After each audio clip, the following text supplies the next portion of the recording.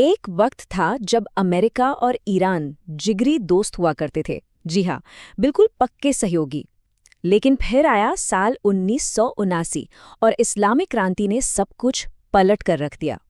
देखते ही देखते ये दोनों देश एक दूसरे के सबसे बड़े दुश्मन बन गए। तो आज की इस पड़ताल में हम यही समझने की कोशिश करेंगे कि आखिर ये गहरी दोस्ती इतनी कड़वी दुश्मनी में कैसे बदल गए। तो सवाल यही है कि आखिर ऐसा क्या हुआ जिसने इन दो ताकतवर सहयोगियों को एक दूसरे का जानी दुश्मन बना दिया। चलिए उन अहम घटनाओं पर नजर डालते हैं जिन्होंने इनके रिश्ते को हमेशा हमेशा के लिए बदल कर रख दिया। देखिए, इस कहानी की शुरुआत होती है 20वीं सदी के बीच में। उस वक्त दोनों देशों के रिश्ते काफी मजबूत थे, लेकिन जैसा कि अक्सर होता है, इस दोस्ती की नींव में एक दरार पड़नी शुरू हुई। और इस दरार की वजह थी ईरान का तेल और उस पर कंट्रोल की लड़ाई। और यहीं से मामला दिलचस्प हो जाता है। ईरान के लोकतांत्रिक तरीके से चुने गए प्रधानमंत्री मोहम्मद मुसद्दिक ने एक बहुत ही हिम्मत वाला कदम उठाया। उन्होंने ईरान के विशाल तेल उद्योग का राष्ट्रीयकरण कर दिया। मतलब ईरान का तेल अब ईरान के लोगों का होगा, किसी विदेशी कंपनी का नहीं। अब जाहिर है ये बात अमेरिका और ब्रिटेन को बिल्कुल भी हजम नहीं हुई। तो नतीजा क्या हुआ? रातों रात ईरान एक उभरते हुए लोकतंत्र से एक तानाशाही वाले राज में बदल गया। CIA और MI6 ने मिलकर मुसद्दिक को हटा दिया और उनकी जगह शाह रजा पहलवी को गद्दी पर बिठा दिया। एक ऐसा शासक जो उनके तेल के हितों का पूरा ख्याल रखेगा। बस इसी एक घटना ने ईरान के आने वाले कल की कहानी लिख दी थी। तो अब कहानी आगे बढ़ती है शाह रजा पहलवी के दौर की तरफ। उनकी नीतियां, उनका रहन सहन, यही वो चिंगारी बनी जिसने आगे चलकर एक बहुत बड़ी क्रांति को जन्म दिया। शाह ने ईरान को मॉडर्न बनाने के नाम पे व्हाइट रेवोल्यूशन शुरू किया, लेकिन बहुत से ईरानियों को लगा कि ये अपनी संस्कृति और पहचान को खोने जैसा है। उन्होंने पश्चिमी लाइफस्टाइल को बढ़ावा दिया। 1971 में पर्सेपोलिस में एक ऐसी शानदार पार्टी दी जिस पर बेतहाशा पैसा खर्च किया गया, और वो भी तब जब देश में बहुत से लोग गरीबी में जी रहे थे। ऊपर से उनकी खूंखार खुफिया पुलिस सवाक किसी भी विरोधी आवाज को बेरहमी से कुचल देती थी। ये सब मिलकर लोगों के दिलों में गुस्सा भर रहा था, और जल्द ही ये गुस्सा सड़कों पर दिखने लगा। देश से निकाले गए धार्मिक नेता आयतुल्ला खुमैनी इस क्रांति की सबसे बड़ी आवाज बन गए। सितंबर 1978 में ब्लैक फ्राइडे का दिन एक टर्निंग पॉइंट साबित हुआ, जब सैनिकों ने प्रदर्शनकारियों पर गोलियां चला दीं। इसके कुछ ही महीनों बाद शाह को देश छोड़कर भागना पड़ा और फरवरी 1979 में खुमैनी एक हीरो की तरह ईरान वापस लौटे। अब आते हैं उस एक घटना पर जिसने अमेरिका और ईरान के बीच दुश्मनी की दीवार को हमेशा के लिए सीमेंट कर दिया। ये वो 444 दिन थे जिन्होंने पूरी दुनिया को हिलाकर रख दिया था। हुआ ये कि शाह, जो कैंसर से जूझ रहे थे, उन्हें इलाज के लिए अमेरिका आने की इजाज़त मिल गई। ईरान के लोगों के लिए ये एक तरह का धोखा था। उन्हें लगा कि अमेरिका उसी तानाशाह को पनाह दे रहा है जिसने उन पर दशकों तक जुल्म किया, और बस इसी बात से गुस्सा भड़क उठा। और फिर 4 नवंबर 1979 को वो गुस्सा एक सैलाब की तरह फूट पड़ा। ईरानी छात्रों की एक बहुत बड़ी भीड़ ने तेहरान में अमेरिकी दूतावास पर धावा बोल दिया और अंदर मौजूद 52 अमेरिकी राजनयिकों और नागरिकों को बंधक बना लिया। यहीं से शुरू हुआ ईरान हॉस्टेज क्राइसिस। और ये कोई छोटा मोटा संकट नहीं था। पूरे 444 दिनों तक इन बंधकों को कैद में रखा गया।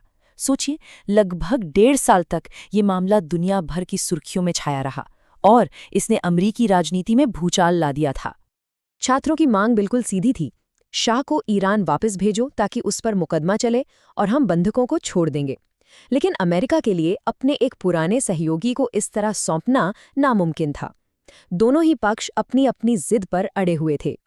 अब अमेरिका पर दबाव बहुत बढ़ गया था।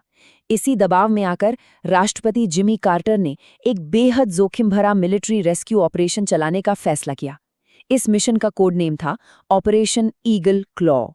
ये प्लान सुनने में ही किसी हॉलीवुड फिल्म जैसा लगता है। बहुत ज्यादा जटिल था। स्पेशल फोर्सेस को गुपचुप तरीके से रेगिस्तान में उतरना था, फिर वहां से गाड़ी चलाकर तेहरान पहुंचना, दूतावास पर धावा बोलना, और फिर बंधकों को हेलीकॉप्टर से एक सीक्रेट लोकेशन पर लाना था।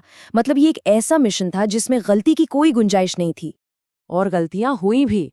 मिशन ठीक से शुरू हो पाता उससे पहले ही एक जबरदस्त रेतीले तूफान ने टीम को घेर लिया। विजिबिलिटी बिल्कुल जीरो हो गई और कई जरूरी हेलीकॉप्टर या तो खराब हो गए या फिर उड़ ही नहीं पाए।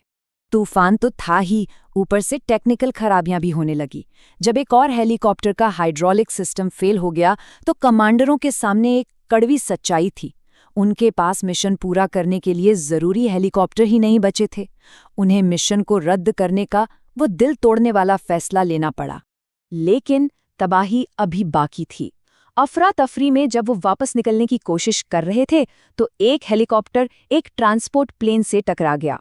एक जबरदस्त धमाका हुआ और 8 अमेरिकी सैनिकों की जान चली गई। ये बचाव अभियान एक राष्ट्रीय शर्मिंदगी बन गया था। इस घटना ने अमेरिका को पूरी दुनिया के सामने शर्मिंदा कर दिया और दूसरी तरफ ईरान के हौसले और भी बुलंद हो गए। इस पूरे संकट के बाद ईरान ने खुद को पूरी तरह से बदल लिया। आयतुल्ला खुमैनी ने एक नए ईरान की नींव रखी, एक इस्लामी गणराज्य जिसका शासन चलाने का तरीका दुनिया में सबसे अलग था। इस नए ईरान के दिल में एक बहुत ही ताकतवर सिद्धांत था, विलायत फ़क़ीह यानी न्यायविद का संरक्षण। इसका सीधा सा मतलब ये है कि देश के सबसे बड़ी ताकत एक बड़े धार्मिक विद्वान के हाथों में होगी, जो सुप्रीम लीडर कहलाएगा, और वो ये देखेगा कि देश के सभी कानून इस्लामी उसूलों के मुताबिक हों। इस सिस्टम में सारी ताकत सुप्रीम लीडर के पास होती है। उनके नीचे गार्डियन काउंसिल जैसी संस्थाएं हैं जो कानूनों और उम्मीदवारों पर नजर रखती हैं। हाँ, एक चुना हुआ राष्ट्रपति और संसद भी है, लेकिन असली शक्ति सुप्रीम लीडर और एक नई बेहद ताकतवर फौज इस्लामिक रेवोल्यूशनरी गार्ड कॉर्प्स यानी IRGC के हाथों में है, जिसे खास तौर पर क्रांति की रक्षा के लिए बनाया गया था। हालांकि नई सरकार कई मायनों में काफी सख्त थी, लेकिन इसने कुछ सामाजिक बदलाव भी लाए, जैसे कि महिलाओं की शिक्षा पर बहुत जोर दिया गया। शाह के ज़माने में जहां सिर्फ करीब 35% महिलाएं पढ़ी लिखी थीं, वहीं क्रांति के बाद ये आंकड़ा, जैसा कि स्रोत बताते हैं, बढ़कर लगभग 90% तक पहुंच गया। और आखिर में पूरे 444 दिनों के बाद बंधकों को रिहा कर दिया गया। लेकिन इसकी टाइमिंग पर गौर कीजिए, उन्हें ठीक उसी दिन छोड़ा गया जिस दिन अमेरिका में रोनाल्ड रीगन ने नए राष्ट्रपति के तौर पर शपथ ली। ये जिमी कार्टर प्रशासन के लिए एक आखिरी राजनीतिक तमाचा था। तख्ता पलट, क्रांति, बंधक संकट, 1979 की इन घटनाओं ने सिर्फ इतिहास नहीं बनाया, इन्होंने एक ऐसी दुश्मनी को जन्म दिया जो आज भी मिडल ईस्ट और पूरी दुनिया की राजनीति को प्रभावित कर रही है। ये समझना कि ये सब शुरू कैसे हुआ, ये समझने के लिए जरूरी है कि हम आज कहाँ खड़े हैं। और सवाल आज भी वही है, क्या ये दो देश कभी अपने अतीत से आगे बढ़ पाएंगे या फिर वो हमेशा के लिए दुश्मन ही बने रहेंगे?